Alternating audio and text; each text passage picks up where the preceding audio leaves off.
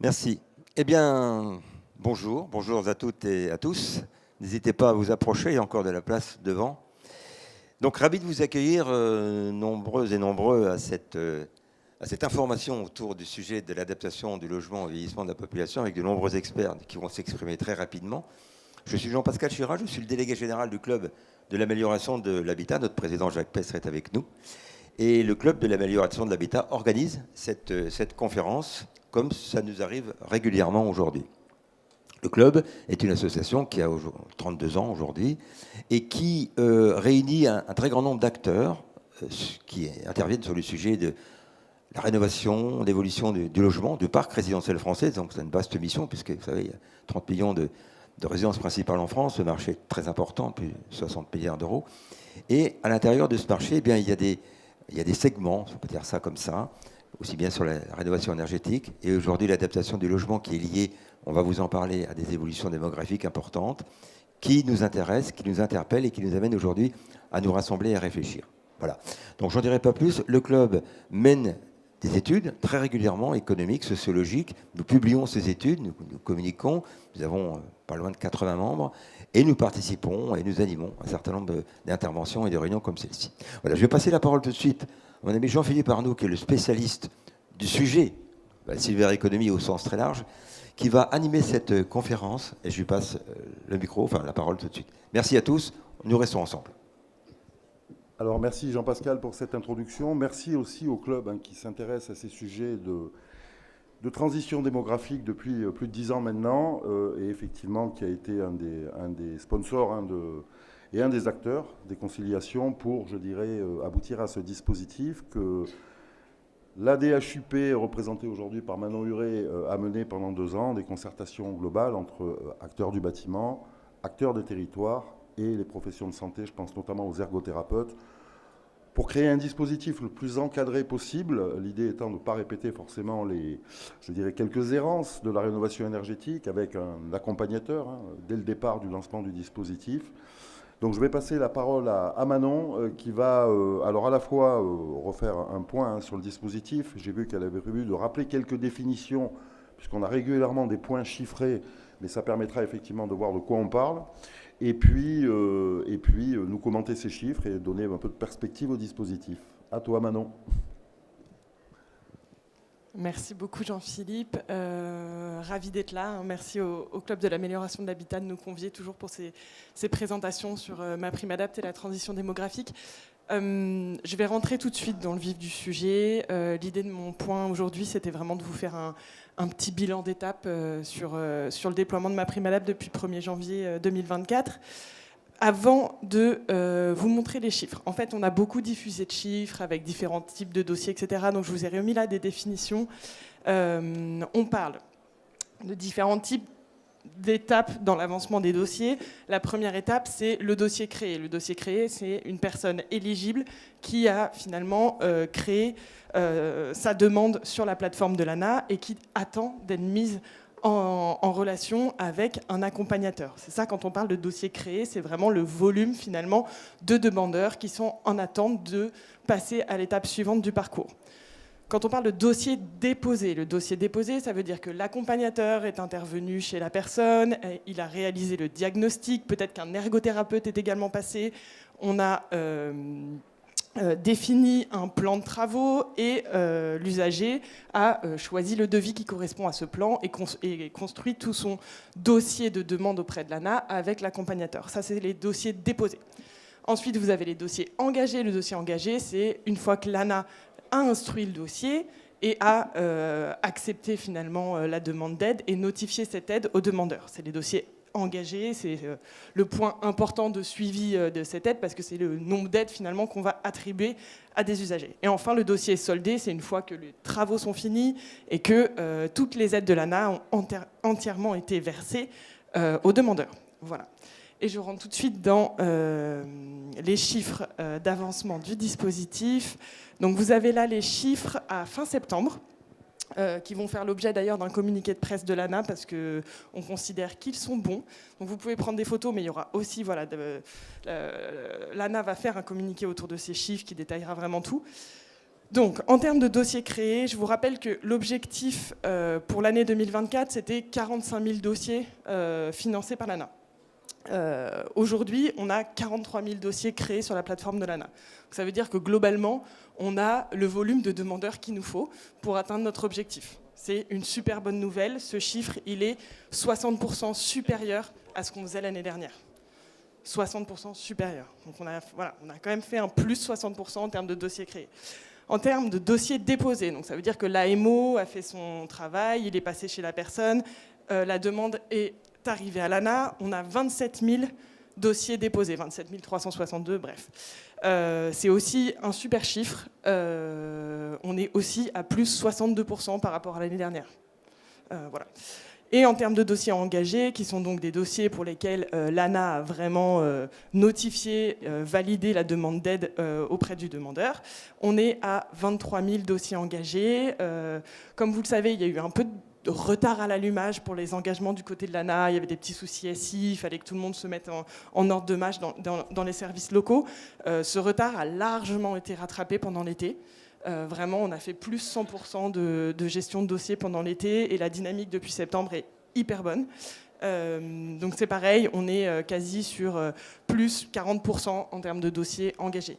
Et donc l'ANA, là, les messages qu'on a fait passer, c'est vraiment d'instruire un maximum de dossiers. Donc voilà, on est plutôt sur une bonne dynamique, les signaux sont bons. Vous dire aussi, en termes de montant moyen de subvention, on est légèrement au-dessus de ce qu'on pouvait constater les années précédentes. Donc ça veut dire que voilà, on rentre dans une logique un peu plus de travaux globaux, mais c'est pas majeur comme évolution. En revanche, le montant de subvention, naturellement, on a fusionné des aides, donc on est à plus 2 000 € globalement en moyenne de subvention par dossier, mais c'est aussi parce qu'on a fusionné des aides. Enfin, le profil des demandeurs. Donc depuis le début de l'année, on vous dit c'est super, on réussit à aller chercher des demandeurs plus jeunes. On continue à constater ça dans les dossiers depuis ces 9 derniers mois. Donc on a des demandeurs plus jeunes. Donc ça, c'est vraiment un signal important. Ça veut dire qu'on arrive à intervenir plus tôt et aller vraiment chercher les gens plus tôt dans une vraie logique de prévention. Donc ça, c'est une super nouvelle.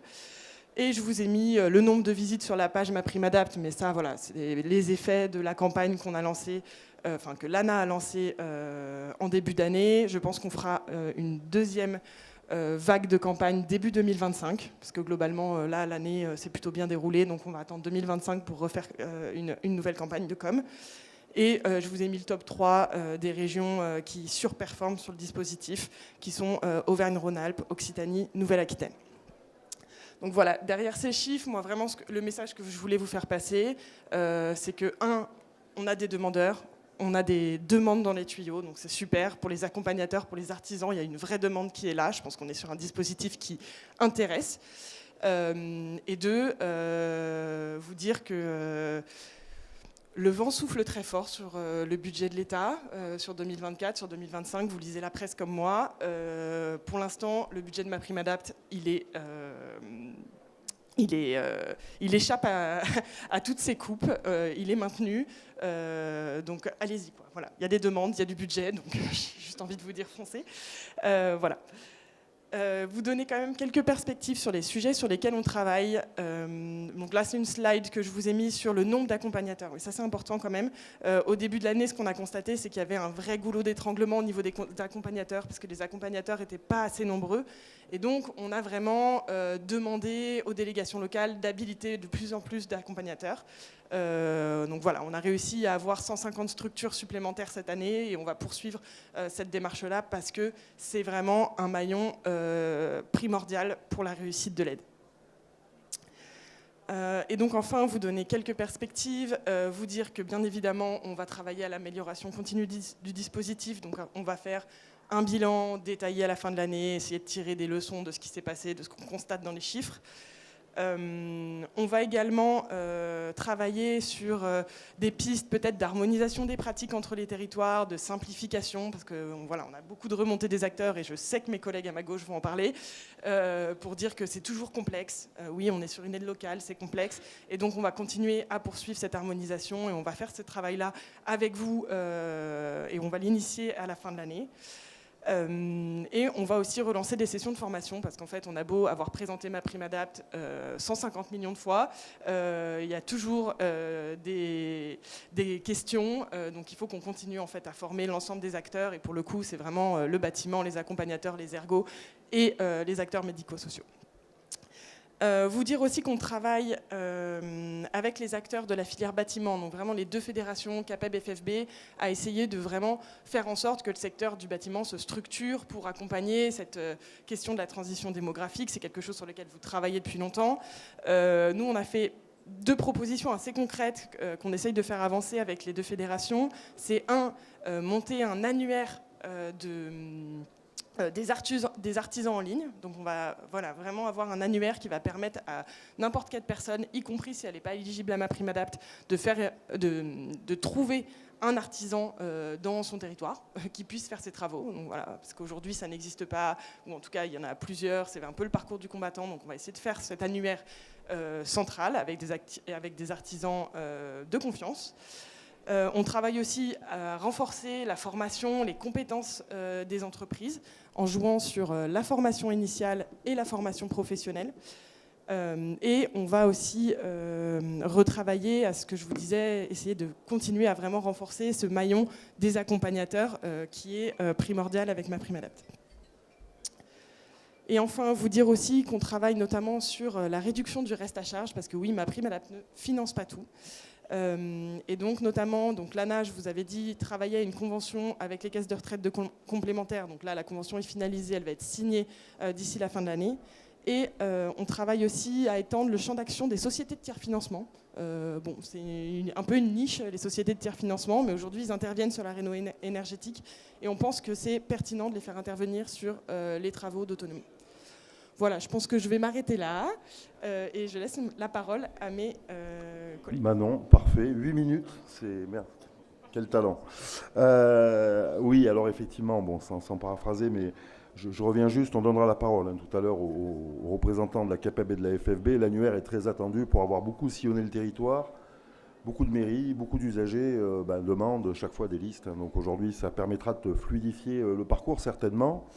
Alors pour rappeler le parcours, pour entrer dans MaPrimeAdapt, on passe par France Rénov qui va vous orienter vers ce qu'on appelle un assistant à maîtrise d'ouvrage qui va effectivement définir les besoins de travaux, globaux de l'habitat. Le plafond de travaux est assez élevé, on est sur un 21 000 € hors taxe, donc on peut faire pas mal de choses. Je rappelle au passage, on parle beaucoup de rénovation globale, que MaPrimeAdapt est cumulable avec MaPrimeRénov. Et c'est vrai que souvent on rencontre des usagers qui ont la double peine, ils habitent des logements anciens depuis très longtemps, donc ils ne sont certainement pas aux normes énergétiques et encore moins aux normes pour y bien vieillir. Donc bien rappeler tout ça. Et puis derrière, il nous faut des industriels et les mains en or des artisans pour faire ça dans les règles de l'art. On va commencer par passer la parole aux représentants des assistants à maîtrise d'ouvrage. Alors je crois que Mickaël Briquet n'a pas de présentation, je vais peut-être te passer la parole en premier. Donc Mickaël de Repère-toi, merci Julie, qui est un opérateur de terrain. Et puis ensuite Fanny Cadio de Citémétrie, donc qui sont tous les jours, à l'entrée du dispositif. Les questions qu'on voulait vous poser, c'était effectivement, alors déjà le retour que vous avez du grand public, ce qui vient naturellement vers vous, comment arrive le flux. Ensuite, c'est effectivement potentiellement les difficultés que vous rencontrez, les disparités selon les territoires et aussi la connaissance, ça c'est quelque chose qui me tient particulièrement à cœur, comme je dis, du premier finalement maillon auquel on s'adresse, c'est-à-dire les communes, les CCAS, centres communaux d'action sociale. Est-ce qu'ils portent le dispositif comme on souhaiterait, à travers tous les acteurs, qu'il soit porté pour renseigner au plus vite l'usager qui a un besoin? Mickaël, tu commences ou c'est open? Pas de souci, je peux commencer. Alors, Fanny, à toi. Voilà, donc Fanny Cadio, Citémétrie. Citémétrie, on est un bureau d'études spécialiste de l'habitat privé. Alors attendez, je vais vous mettre. Hop là. Depuis 35 ans, une mission, faciliter l'accès à un habitat de qualité pour tous. Donc nous, on est un opérateur historique de l'ANA. Donc on connaît les rouages de l'ANA depuis bien longtemps. En termes d'implantation, on est sur 9 implantations régionales, 270 collaborateurs France entière. Pour ce qui est de MaPrimeAdapt, aujourd'hui, donc on est habilité par l'ANA, je le disais. C'est une habilitation qu'on a depuis 2013 sur les territoires où on intervient en tant qu'accompagnateur des particuliers, des copropriétés, des bailleurs sociaux et également des collectivités dans la mise en œuvre, l'élaboration de la politique publique et la mise en œuvre des dispositifs. Et moi, j'avais préparé aussi quelques chiffres, arrêtés aussi à fin septembre. Nous, ce qu'on a remarqué sur les territoires, c'est qu'on a plus de 30% de contacts en plus par rapport à 2023 sur les sujets d'adaptation du logement. On est sur à peu près 2 fois plus de logements visités que l'année dernière, donc une belle augmentation de l'activité. En termes de projets accompagnés, on est sur à peu près plus de 1000 dossiers déposés aujourd'hui sur les territoires. Ce qui représente 15,2 millions d'euros de travaux générés plutôt sur le territoire aussi, plutôt sur l'artisanat local, donc vraiment la dynamique qu'on amène aussi pour les artisans. Nous, en termes de moyenne de projets de travaux, on a une évolution importante, puisqu'on est à plus de 2000 euros hors taxe de travaux par projet, par rapport à ce qu'on pouvait faire l'année dernière. On sent une montée de la qualité des travaux qui sont plus englobants.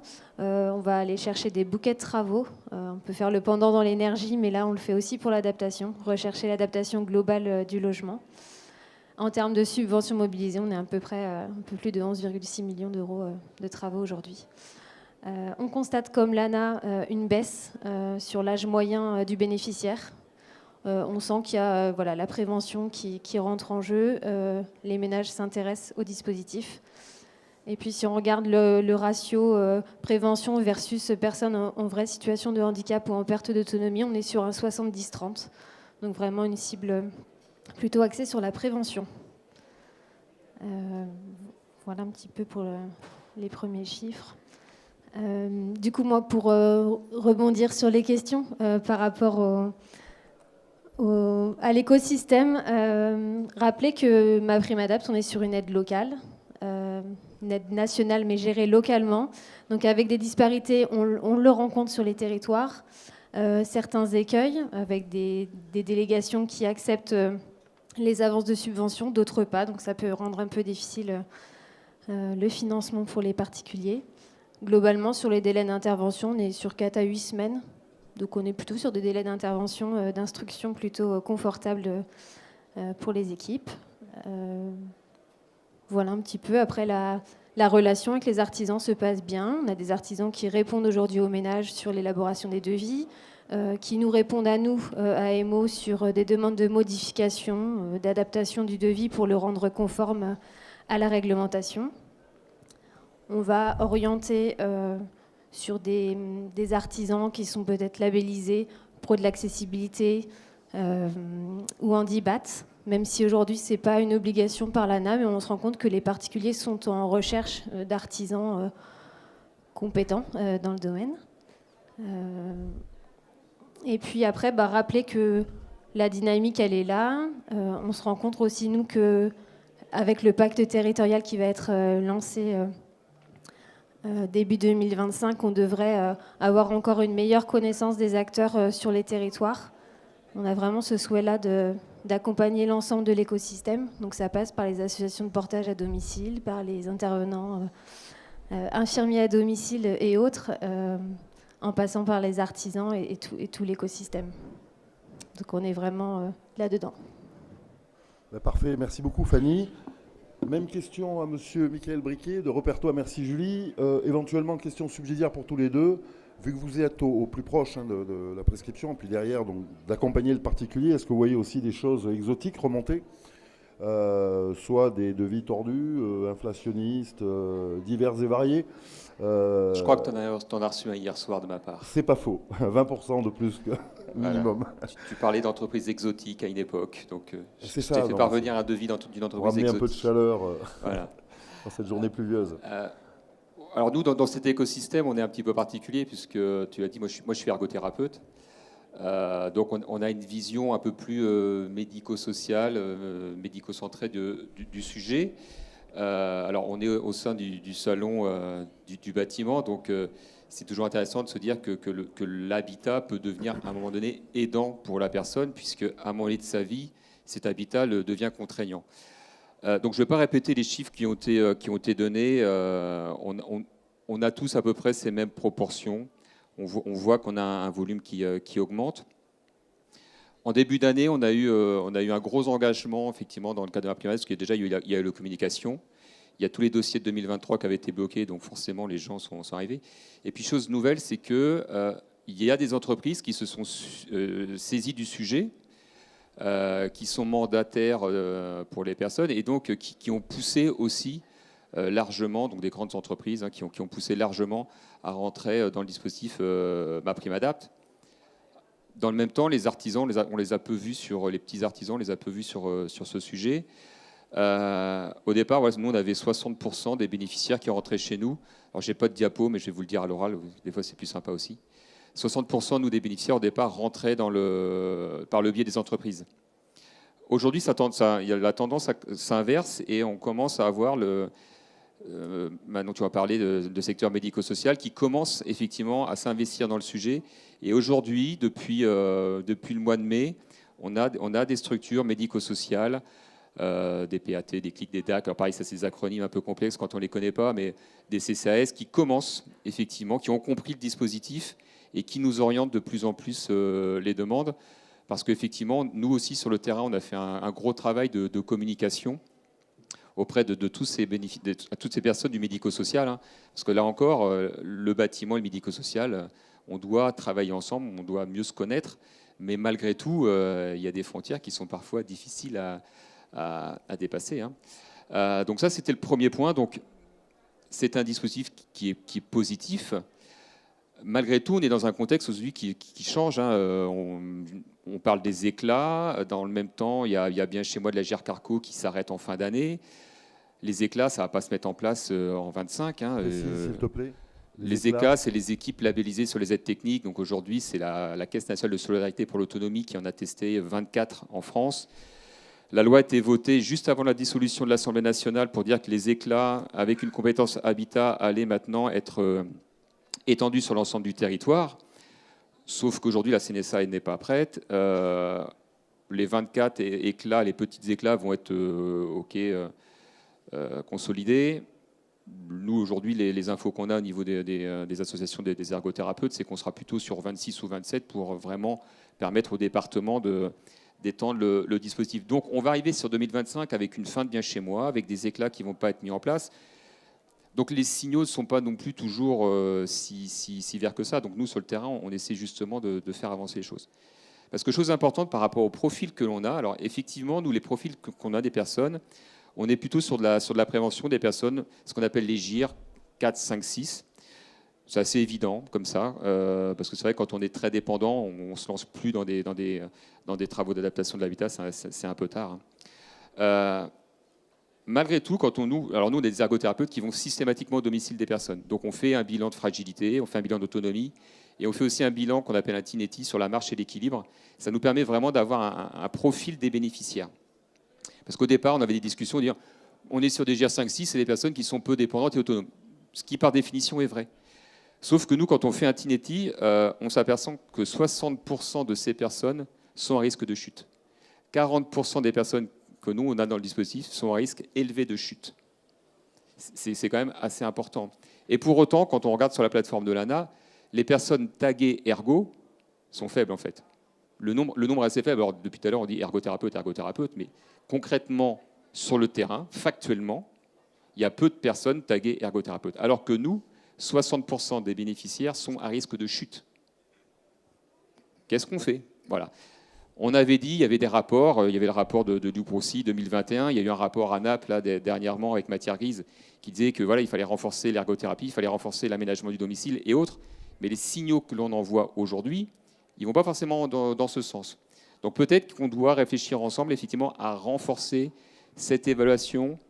Je ne vais pas dire systématique, ça n'a pas de sens non plus, mais en tout cas un peu plus renforcée, revoir un petit peu cet arbre décisionnel qu'on avait travaillé en amont avec Manon, pour voir un petit peu à quel moment les personnes doivent solliciter un ergo.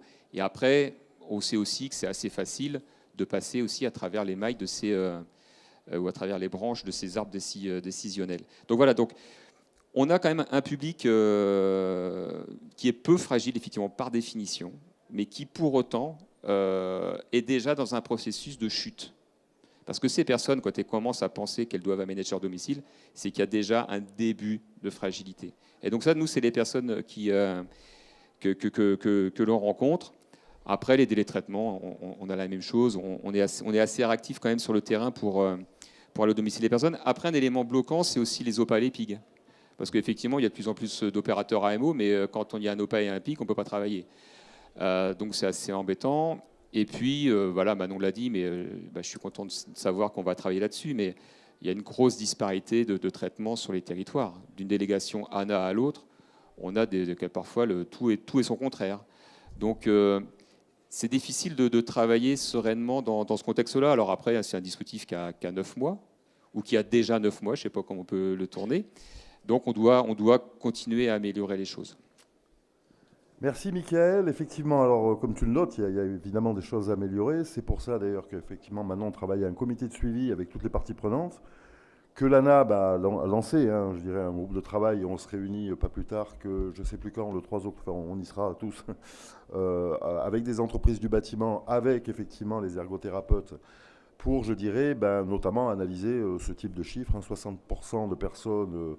Moi, je reste persuadé qu'il y en a plein qui n'ont pas eu de GIR, effectivement, qui ne s'aperçoivent pas qu'elles sont peut-être 5, voire allant vers 4, qui font appel au dispositif, et c'est là où vous constatez. Donc, effectivement, il y aura à revoir la place de l'ergothérapeute. Et c'est pour ça, effectivement, le dispositif est jeune, mais ce travail collectif permettra, je dirais, cette amélioration continue et cet ajustement, je dirais, qui permettra de le rendre le plus vertueux possible. Alors, on va attaquer la phase aval, puisque une fois que tout ça s'est fait, que l'administration a décidé que les AMO ont fait, je dirais, leur job, il faut passer la balle à Bond du bâtiment, qui est présent dans la salle, avec des industriels fortement impliqués. Donc, merci à Kinedo et à AKW d'être ici, qui ont vraiment porté depuis le début le dispositif. Et je vais leur demander à chacun, je dirais, comment ils ont abordé, quelles sont leurs difficultés aussi au quotidien, leur rôle auprès des professionnels du bâtiment, des distributeurs. Et puis on clôturera avec les participants dans la salle, les organismes professionnels, la CAPEB et la FFV, sur cet effort de formation et de labellisation, puisqu'effectivement l'autonomie a longtemps été le parent pauvre du bâtiment, c'est normal, tous les crédits allaient à la rénovation énergétique. Mais aujourd'hui, on l'a dit, il y a un enjeu de santé publique, il y a un enjeu aussi d'économie pour les comptes de la sécurité sociale, il y a un enjeu de création d'emplois, de relance pour les entreprises. Et donc c'est pour ça qu'on a besoin du soutien de tous les acteurs, y compris les distributeurs que je représente, pour, je dirais, faire exploser les objectifs. Manon, voilà, ça te chargera d'aller gratter du budget. Alors je vais commencer par Kinedo. Voilà, comment vous avez abordé le dispositif et quel est votre retour finalement après 9 mois. Et puis Cédric Poncet pour AKW prendra la parole ensuite. Alors bonjour à tous, je suis Vincent Rojon, je suis le référent MaPrimeAdapt chez Kinedo. Je vais essayer de ne pas vous saouler avec des chiffres puisque on vous en a livré déjà beaucoup et les chiffres qui vous ont été communiqués sont importants, donc gardez-les bien en tête. Je dirais qu'on nous a demandé de faire un constat aujourd'hui. Ça fait, comme le faisait remarquer Mickaël, ça fait 9 mois. Je serais tenté de dire qu'au bout de 9 mois, le bébé est enfin arrivé et que, pour notre plus grand plaisir, il a l'air de bien se porter. Je rebondis sur les chiffres qui ont pu être annoncés par Manon ou par Fanny. MaPrimeAdapt reste quelque chose qui peut faire peur à nos partenaires dans le commerce, que ce soit nos partenaires installateurs comme nos partenaires distributeurs. Mais le système fonctionne. Alors ça a été 9 mois qui ont été de l'apprentissage pour nous, qui ont permis aussi, comme le faisait remarquer Jean-Philippe, d'épurer un petit peu le marché par rapport à ces structures entre guillemets potentiellement exotiques. Mais ça n'a pas été simple. Ça n'a pas été simple, c'est pas encore gagné. Pourquoi ça n'a pas été simple ? Parce qu'on s'est retrouvé, comme tous les acteurs, face à des données MaPrimeAdapt qui nous apparaissaient opaque, obscur. Voilà, dès qu'on en parlait à nos installateurs, on avait un retour, non mais laisse tomber, c'est une usine à gaz, ça ne marchera pas. Et donc il a vraiment fallu nous investir dans ce paramètre en dehors de l'aspect strictement commercial. On a donc appréhendé tous les intervenants de MaPrimeAdapt. J'ai bien aimé, le thème a été repris par Fanny et par Mickaël, la notion d'écosystème, puisque MaPrimeAdapt, voilà, on l'a abordé chez Kinedo comme un écosystème global où tous les intervenants sont liés et interagissent. Ça me semble important de souligner cette notion parce qu'elle n'est pas que philosophique. Et je dirais c'est l'huile dans le mécanisme. Et si tout n'interagit pas en bonne intelligence, le dossier va être problématique et compliqué. On s'est aperçu qu'il y avait beaucoup d'attentes en termes d'information, en termes de formation. Alors Kinedo est un acteur historique dans la silver economy. On a donc décidé de capitaliser et de valoriser nos acquis puisqu'on accompagne ce marché des personnes vieillissantes depuis toujours, avec ou sans aide, vraiment de façon à optimiser l'intervention de tout à chacun. Si je dois me faire aussi l'avocat du diable, parce qu'on est là pas pour se dire que tout va pour le mieux dans le meilleur des mondes, il y a des petits points de dysfonctionnement. Je serais tenté de dire que dans la partie commerciale, ne faites pas dire ce que j'ai pas dit, je ne veux pas dire que les distributeurs ou que la distribution a été oubliée, mais beaucoup d'intervenants n'ont pas la chance d'avoir un Jean-Philippe Arnoux comme tour de contrôle. Et beaucoup d'entités sont aujourd'hui au point zéro en se disant comment ça marche, qu'est-ce qui se passe, comment traiter. On a des demandes, on a des installateurs qui nous sollicitent, on a des usagers, des personnes âgées qui poussent la porte de nos salles expo, mais on ne sait pas quoi leur répondre. Donc par rapport à ce constat, chez Kinedo, on a décidé de reprendre notre bâton de pèlerin et de communiquer, de faire de la formation et de l'information. Pour vous donner brièvement des titres, en termes de formation, à ce jour, aujourd'hui, on a formé à peu près 400 personnes chez le personnel de nos partenaires distributeurs qui vont être en contact direct avec des demandeurs ou des intervenants MaPrimeAdapt, qu'ils soient installateurs comme usagers. On a mis à leur disposition des supports pour déterminer des potentialités d'éligibilité, de l'accompagnement. Et puis, on a formé à peu près près de 500 entreprises installateurs, que ce soit en présentiel comme en distanciel ou sur différents salons. Et on a aussi on relaie également l'information auprès du particulier, parce que c'est bien joli d'avoir un mécanisme gouvernemental en présence, mais il faut l'animer, il ne faut pas que le soufflet retombe.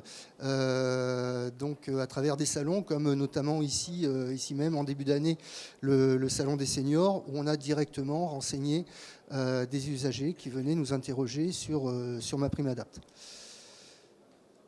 Donc voilà, notre rôle dans le dispositif a vraiment été de faire connaître le dispositif, c'était le b.a.-ba,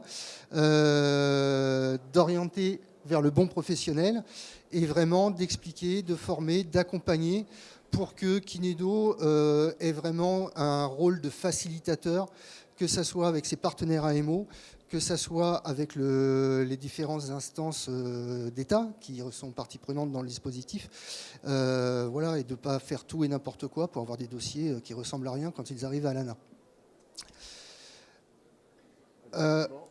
En termes, voilà, on a juste aussi opté pour une communication grand public, avec notamment des campagnes de publicité télé qui sont relayées ensuite dans la presse. Tout ça pour animer le dispositif et toujours être proactif et avoir une dynamique qui soit crescendo, ce que les chiffres qui vous ont été présentés en début attestent amplement. Voilà. Et enfin, sur la partie commerciale, on a souhaité ne pas laisser nos partenaires seuls avec notre gros catalogue général. On a édité des brochures dédiées, spécifiées, toujours pour les accompagner, que ce soit, comme pouvait le souligner Mickaël, dans le traitement d'urgence avec des solutions curatives. La personne a un problème vraiment avéré où il y a une chute, il faut lui proposer une solution rapidement. Ou, comme le soulignaient Manon et Fanny, de par le rajeunissement entre guillemets des demandeurs, voilà, sur des solutions préventives où on va mettre à disposition de l'usager des produits qui vont lui permettre d'appréhender l'avenir un peu plus sereinement. Merci Vincent. Alors Cédric Poncet donc, pour AKW, également donc, les mêmes questions. Et puis on va voir avec vous enfin avec toi, je ne sais pas pourquoi je te vous vois, avec toi d'autres dispositifs innovants et l'implication des industriels dans l'accompagnement du dispositif dans la filière professionnelle. Bonjour à tous. Moi, je voudrais déjà commencer par présenter AKW, puisque nous, AKW, nous n'avons pas attendu la Primadap pour se mettre sur ce marché-là. Ça fait maintenant au niveau international 40 ans que nous sommes sur ce marché de l'accessibilité. Ça fait 15 ans que nous sommes installés en France. Ce que nous essayons et ce que nous faisons au quotidien, c'est d'apporter toutes les solutions pour adapter la salle de bain. C'est-à-dire qu'effectivement, c'est le remplacement de la baignoire, mais pas que, puisqu'on essaye aujourd'hui d'intervenir sur l'ensemble de la salle de bain en passant par les sols, par le meuble, etc., pour avoir vraiment une solution à tous les problèmes qu'on peut rencontrer dans la salle de bain. Ce que nous faisons au quotidien, c'est difficile pour moi de rajouter par rapport à tout ce qui a été dit. Nous, aujourd'hui, on a pris à cœur ce dossier parce que bon, je suis un petit peu plus dubitatif par rapport à ce que j'entends aujourd'hui. Nous, on n'a pas eu vraiment de retour et de croissance énorme par rapport à la Primadap. Je suis enthousiaste et motivé par rapport aux chiffres qui ont été annoncés aujourd'hui. Mais ce qu'on essaye de faire, nous, au quotidien, c'est d'informer tout le réseau, c'est-à-dire que ça va du particulier, où on va au contact direct avec les fameux trucks de Jean-Philippe et pas que, pour aller informer directement le particulier en région. On crée notamment des espaces conseils pour recevoir nos amis ergothérapeutes, pour les installateurs et pour tout le réseau de distribution. Et enfin, nous faisons des formations auprès des installateurs, notamment en DIBAT avec qui nous sommes partenaires, mais pas que. C'est-à-dire qu'on participe aux réunions commerciales chez nos distributeurs pour informer. Parce qu'effectivement, je rejoins ce qui a été dit, il y a aussi un manque d'information par rapport aux distributeurs. Donc on doit se déplacer pour informer un petit peu tout le monde. Moi, je voudrais mettre un point sur quelque chose qui n'a pas encore été évoqué, c'est les produits. C'est-à-dire qu'effectivement, aujourd'hui, le process est bien en place. J'ai l'impression qu'il est en train d'être bien lancé en ce dernier semestre. Moi, je rencontre juste un petit problème, c'est la connaissance des produits. Il se fait tout et n'importe quoi. Aujourd'hui, il n'y a pas de guide réellement pour savoir ce qu'on peut installer, quand on peut l'installer. Les gens ne sont pas assez informés là-dessus. Donc, on essaye, nous, de former vraiment sur les produits. Qu'est-ce que c'est qu'une bonne barre? Qu'est-ce que c'est qu'une bonne paroi de douche? Qu'est-ce que c'est qu'un receveur en tir dérapant? D'amener vraiment les solutions complètes lors de nos formations, mais vraiment sur la partie produit, parce que je pense qu'il y a suffisamment d'informations, notamment avec le travail que fait Jean-Philippe sur la Primadap en général. Et pour ça, nous mettons des supports en place, bien sûr. On a fait avec Solène, qui est notre ingénieur accessibilité, puisqu'on a un ingénieur accessibilité au sein d'AKW. Elle a organisé des webinaires qui ont rencontré un franc succès, où là, on a pu former des centaines d'installateurs et pas que, sur la Primadap, sur les produits, sur la mise en place, sur les chiffres, quand on les a.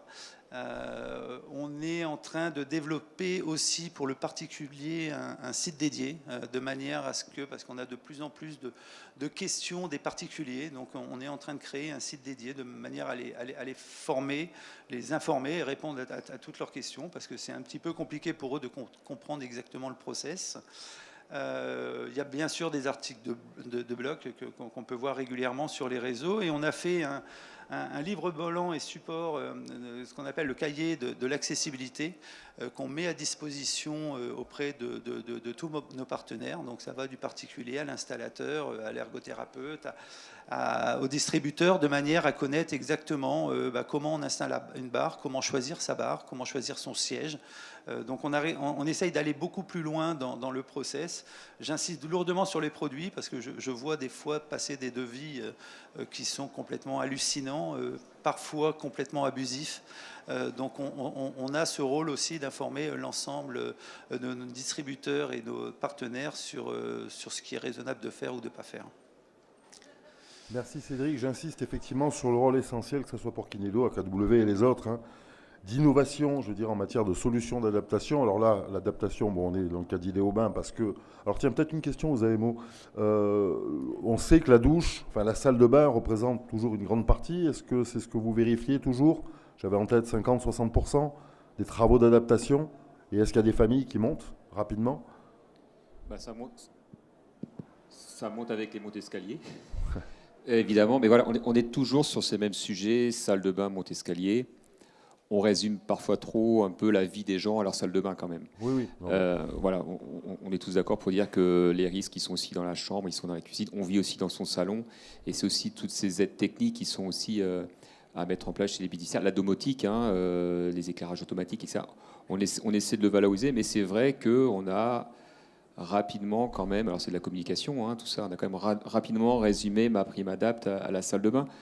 C'était un petit peu aussi les suites d'Action Logement l'année dernière, il y a 2 ans, avec le remplacement de la baignoire par des douches. Donc effectivement, il faudra peut-être élargir un petit peu aussi les communications sur ces autres sujets, parce qu'il y avait les communications en début d'année, il y avait la salle de bain, il y avait le monte-escalier au niveau de MaPrimeAdapt. Peut-être que pour les prochaines fois, il faudra réfléchir à d'autres communications un peu plus larges. On parle aussi des accès, automatiser les accès au garage, pour sortir de chez soi avec sa voiture, etc. C'est des vrais sujets aujourd'hui.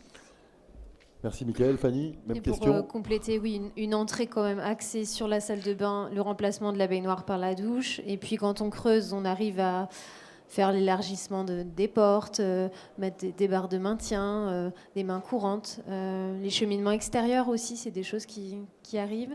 Et puis peut-être un manque de communication sur la création d'unités de vie. Pouvoir transformer un garage en une unité de vie avec une chambre, une salle de bain adaptée, c'est des choses qui se font dans les dossiers et qui sont peut-être encore trop à la marge. Ouais.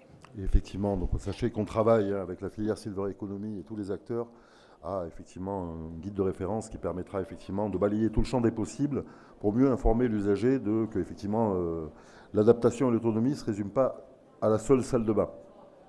Alors, quand on a lancé MaPrimeAdapt, on n'a pas voulu reproduire ce qui s'est fait en rénovation énergétique et imposer un nouveau RGE. Moi, j'avais parlé de RG2A, reconnu garant de l'accessibilité et de l'adaptation des logements. Et effectivement, l'idée pour avoir un dispositif agile, c'était de dire qu'il n'y aurait pas de RGE, mais par contre, qu'on souhaitait quand même impliquer les entreprises à travers les formations existantes portées par les organismes professionnels, donc la Fédération française du bâtiment et la CAPEB.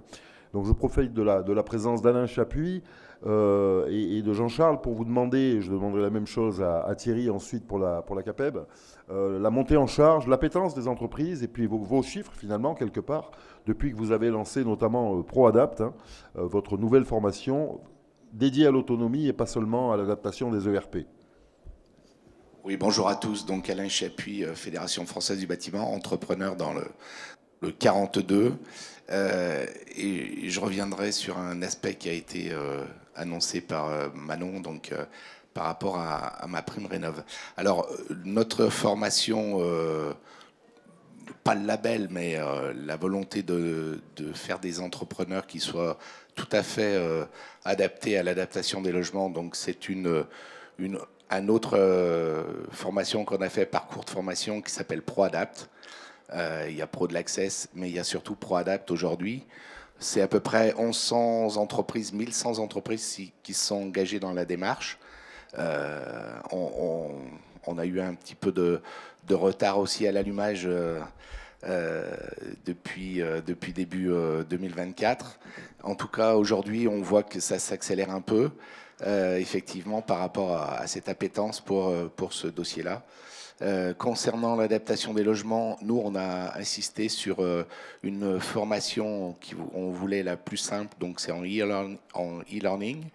Et cette formation insiste beaucoup sur le savoir-faire et le savoir-être, puisqu'en fait, on va rentrer dans l'intimité pas de gens fragiles, mais j'ai pas dit qu'on était fragile à partir de 70 ans, mais ça n'empêche qu'on rentre quand même dans un domaine bien précis. Et notre formation en e-learning insiste beaucoup là-dessus. Donc voilà, on travaille pour que l'annuaire soit le plus fourni possible pour la fin de l'année 2024 et qu'on puisse effectivement proposer un maximum d'entreprises réparties. Aujourd'hui, on est assez bien répartis sur le territoire français. Et tout à l'heure, je voulais insister, moi je suis moi-même entrepreneur dans la performance énergétique et de plus en plus aujourd'hui, on voit effectivement des dossiers qui sont cumulés, puisqu'en fait, quand on va rentrer chez un particulier pour de la performance énergétique, il va se soucier tout de suite effectivement de l'adaptation de son logement. Et effectivement, on est là pour le conseiller et pour lui dire qu'on peut faire cumuler les deux aides ProAdapt et MaPrimeRénov' et MaPrimeAdapt. Donc voilà, on y travaille et on saura fournir à Manon un bon annuaire en fin d'année. C'est des milliers d'inscrits, je crois, hein, sur la plateforme ProAdapt. Oui, aujourd'hui, donc j'ai dit, il y a 1100 entreprises qui ont démarré, qui sont parties dans la démarche ProAdapt. Parfait, super. Et puis effectivement, insister sur le rôle de portage des dispositifs par les entreprises et de savoir faire ce lien entre la rénovation énergétique et l'adaptation des logements dès que l'artisan détectera en clientèle, je dirais, un besoin. D'où l'importance de l'accompagner, nous aussi, je dirais, pour qui maîtrise bien ces dispositifs. Thierry, représentant Handibat, président Handibat au sein de la CAPEB, vous êtes impliqué, vous aussi, depuis plus de 10, 12, 15 ans sur ces sujets d'autonomie. Je sais, évidemment, pour travailler avec vous tous les jours, la CAPEB ou la FFB, que les efforts, je dirais, ont bien démarré tôt dans l'année. Alors, les premiers résultats, les attentes et les perspectives. Alors, bonjour à tout le monde. Je vais me présenter d'abord, Thierry Ravon. Donc, j'ai 3 casquettes. Je suis chef d'entreprise d'une entreprise de carrelage en Nouvelle-Aquitaine. Je suis également élu à la CAPEB et effectivement, je suis le président de l'association HB Développement qui porte les marques Handibat et Silverbat. En termes de chiffres, pour répondre à ta question, HB Développement, aujourd'hui, c'est 11 000 entreprises qui ont été formées, sur lesquelles on est en train de travailler, et on a un potentiel et un vivier de 7 000 entreprises. Après, ce qui me paraît important, c'est d'abord remercier nos partenaires, parce que cet engouement, on l'a eu aussi au travers nos partenaires qui ont fortement motivé à venir se former auprès de HB Développement. J'aimerais revenir quand même sur les chiffres et je rejoins Cédric et Mickaël. À ce jour, et je répète, je suis de Nouvelle-Aquitaine, l'artisanat ne voit pas ce marché. Donc on peut se réjouir effectivement des chiffres que vous annoncez, mais je trouve que, personnellement, je trouve que c'est vraiment dommageable, surtout quand on parle de déontologie, qu'on parle de décarbonation, qu'on parle de compétences. Je trouve dommage qu'on n'ait pas un circuit qui puisse aider à la mise en relation peut-être plus facile avec l'artisanat. Et moi, ce que je vous invite, et c'est ce que je proposais à nos partenaires, c'est pouvoir travailler ensemble pour voir comment on pourrait peut-être dynamiser les choses pour essayer davantage de travailler avec la notion artisan. Je sais que le côté marketing est une difficulté de l'artisanat, ça, il faut qu'on prenne en ligne de compte. Mais il ne faut pas, je dirais, si on parle de compétences, on ne peut pas valoriser le marketing comme une compétence. La compétence, c'est vraiment de savoir-faire. Et quand on parle de décarbonation, il faut avant tout des travaux qui puissent durer beaucoup plus longtemps que la personne pour qui on fera les travaux. Pardon. Merci. Voilà, il y a beaucoup de choses à dire, mais ce que je vous invite, parce que le temps est court, et surtout auprès de mes partenaires, c'est qu'on puisse se réunir pour travailler et être source de propositions. Merci. Merci à vous tous. Alors bon, on doit quitter dans 2 minutes. Peut-être pour commencer à te répondre, un des moyens peut-être de faire du marketing, au sens noble du terme, pour les entreprises, sera cet annuaire que je porte depuis le début, parce qu'il intéressera beaucoup de monde, des collectivités territoriales, des services médico-sociaux, des AMO. Et donc c'est effectivement, et ça, moi je le vois quand j'interviens avec des entreprises, dès que je leur dis il y aura un annuaire qui va se créer, tout de suite, ils sentent que ça va créer une différence par rapport au reste des entreprises. Donc faisons aboutir ce dossier. Donc on n'a pas le temps pour des questions, mais je vais demander aux intervenants de rester 5 minutes devant. Comme ça, si vous avez des questions, vous pourrez leur poser directement, à moi y compris. Merci beaucoup au club d'avoir organisé ce point régulier, hein, parce que vraiment c'est important que sur ce type d'événement, on parle également d'autonomie. Et puis rendez-vous pour un prochain point de fin d'année, certainement. Merci Jean-Pascal. Merci à tous, Et merci, certainement. Jacques. On se reverra, bien sûr, avant la fin de l'année. On a encore pas mal d'échanges, notamment sur ce salon. Et puis, bien sûr, on sera aussi présent, comme maintenant, chaque année au Salon des Seniors, puisque c'est l'occasion de faire un point en début d'année. Merci à tous. On doit libérer parce qu'effectivement, il y a une conférence qui suit derrière. Merci beaucoup à tous. On reste devant. Merci. À tout de suite.